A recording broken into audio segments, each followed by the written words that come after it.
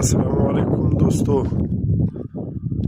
आज मेरे आबाई गांव खानोज़ी का पूरे बलूचिस्तान के पश्तून बेल्ट का मौसम इंतहाई साफ और ख़ूबसूरत है। आज थोड़ी सर्दी भी ज़्यादा है मगर मौसम बहुत साफ और आसमान क्लियर ब्लू स्काई बिल्कुल साफ शफाफ। ये पहाड़ के दामन से आपको खानोज़ी की जो खानोज़ी का गांव और शहर ये नज़र आ रहा है और ऊपर और दूसरे अताब के छोटे छोटे गांव हैं वो भी नज़र आ रहे हैं।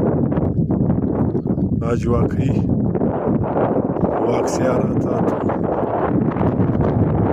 दिल किया कि आज के मौसम का थोड़ा सा एक छोटा सा शॉर्ट्स कैप्चर कर लूँ। बिल्कुल आज मौसम ठीक है, साफ सुथरा खूबसूरत है।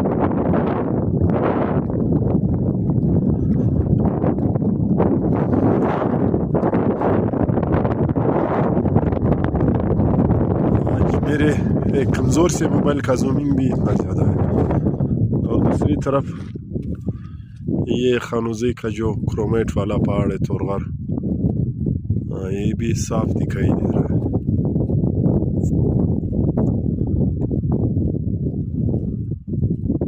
ये क्रोमेट के जो खान्स वगैरह है